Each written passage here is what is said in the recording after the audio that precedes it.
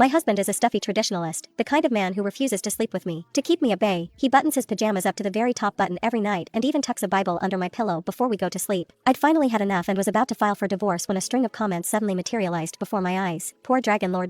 This side character is so blind. He's not putting a Bible under your pillow. It's the art. 108 positions. Why don't you just touch him? If he wasn't so scared of freaking you out, he would have taken you hard a long time ago. I froze, pulling back the divorce papers I was about to hand him. Then, I reached out and grazed his abs. The man's expression was indifferent. What are you doing? His voice was as cool and detached as ever. The floating comments continued to scroll past. Is the male lead a ninja? How can he hold back like this? It's the third day of his heat. It's not his fault. He's just terrified of scaring her off, so he's forcing himself to be a perfect gentleman. He's hopelessly in love with her. I casually shifted my gaze away from the comments. Nothing. There was just a smudge on your shirt. I was just wiping it off for you. Arthur Price didn't say a word, just stared at me for so long I started to think he'd figured out I was planning to divorce him. Nervous, I was about to crumple the divorce papers in my hand when I saw him grab his bathrobe and head into the bathroom. My heart sank. I barely touched him, and he had to go wash himself? Is he really that repulsed by me? But the comments were going wild. Silly girl, he's not washing you off. He finally lost it. She just touched him and he's already in the shower taking a cold one.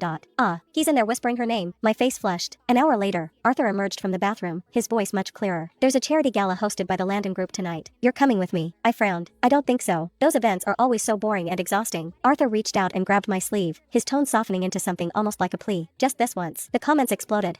He's lowering himself to ask her, but she's still going to refuse and go find that model. The Dragon Lord, abandoned during his heat, only to find his wife with another man. He'll be heartbroken, and that's when the female lead comes in to save him. Their love story starts tonight. Just agree. If you don't, it's game over for you two tonight. A shiver ran down my spine. The refusal on the tip of my tongue took a sharp turn. Fine, I'll humor you this time. The comments went nuts. Wait, what? How did she agree? Arthur seemed to let out a quiet sigh of relief. Before, I would never have noticed. But now, a comment reading, "A dragon's erogenous zone is there," emboldened me to take a closer look. And that's when I saw it. The corners of his eyes were tinged with red, a stark contrast to his usual cool demeanor. A suspicious, feverish heat seemed to radiate from his entire body. On a whim, I reached out and touched his neck. Arthur shuddered violently, his breath catching in his throat. His Adam's apple bobbed. You. Startled, I snatched my hand back. I'm sorry. If you don't like it, I won't touch you again. This was the complete opposite of the tail wagging for pets reaction the comments described. At my core, I'm a shameless simp for a handsome face. The first time I saw Arthur Price 3 years ago, I was completely smitten. A year ago, when I heard the Price family was arranging a marriage, I fought my way through a sea of heiresses to marry into his family. Who knew that after tying the knot, I'd be living like a widow? But now, I looked at the man whose face was beet red from a single touch. I stroked my chin with my free hand. Maybe I could hold out for a few more days. Based on these comments, we might actually sleep together soon. And I'm supposed to just hand him over to some female lead at a time like this? Not a chance in hell. Arthur's body was rigid, a flash of embarrassed anger on his cool face.